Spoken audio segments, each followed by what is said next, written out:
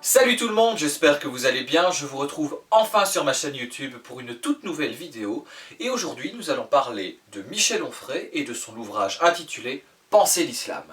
Commençons tout d'abord par quelques informations sur l'auteur, Michel Onfray. C'est un auteur français, philosophe, essayiste et hédoniste.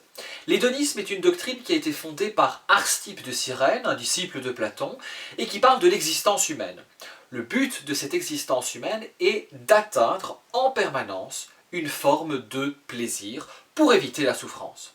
Michel Onfray est également recteur de l'université de Caen. Et aujourd'hui, je vous propose de parler de son livre qui s'intitule « Penser l'islam ». Dans son ouvrage, Michel Onfray parle des religions, et plus particulièrement de l'islam. Il va notamment aborder le caractère religieux, philosophique, mais aussi le caractère belliqueux de l'islam. Si l'islam paraît à l'heure actuelle violent, c'est qu'il y a peut-être une contre-réaction face à différents pouvoirs, face à différentes associations, notamment face à l'atlantisme. L'atlantisme est une coalition d'États où on retrouve l'Europe, les États-Unis, et cette association, cette pseudo-coalition, a pour but de protéger les États. Ils se protègent mutuellement. Un bon exemple serait l'OTAN à l'heure actuelle. Et Michel Onfray dit que si l'islam paraît à l'heure actuelle violent, parfois polémique, parfois archaïque, c'est peut-être qu'il y a une contre-réaction. Et pour montrer le caractère belliqueux de l'islam, Michel Onfray énonce quelques sourates que je vais vous énoncer maintenant. Une sourate par exemple sur les incrédules, qui est la suivante. Exterminez les incrédules jusqu'au dernier. Frappez sur leurs cou, frappez-les tous aux jointures.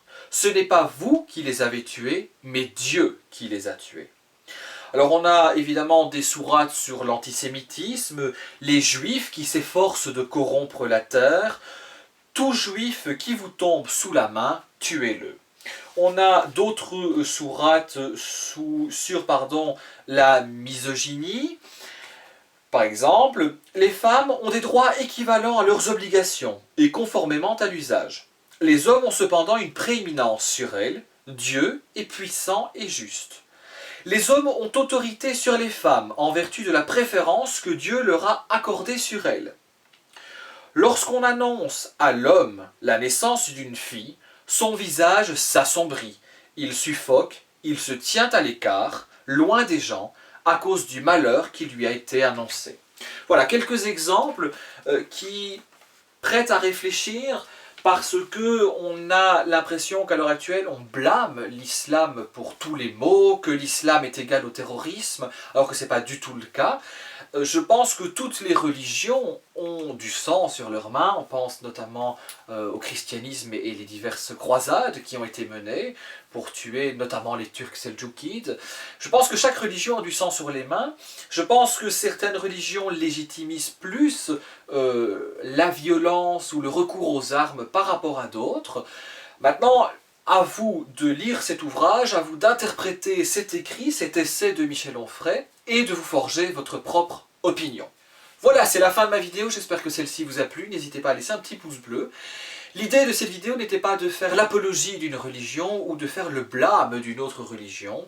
Pour moi, toutes les religions se valent, avec du pour et du contre, évidemment. J'espère que cette vidéo vous a quand même plu. Je vous retrouve très prochainement sur ma chaîne YouTube pour d'autres arrivées livresques ou d'autres reportages. A très bientôt, prenez soin de vous, au revoir.